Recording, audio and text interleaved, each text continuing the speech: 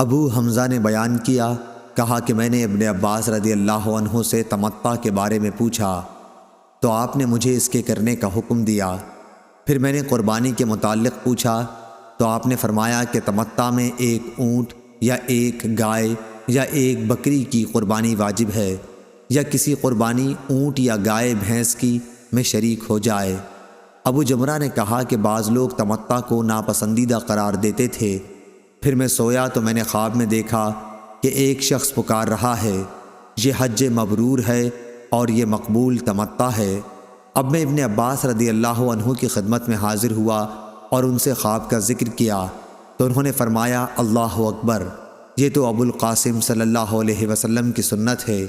کہا کہ وہب بن جریر اور غندر نے شعبہ کے حوالے سے یوں نقل کیا ہے، عمرۃ متقبلہ و حج مبرور، اس میں عمرے کا ذکر پہلے ہے، یعنی یہ عمرہ مقبول اور حج مبرور ہے۔ صحیح بخاری حدیث نمبر 1688۔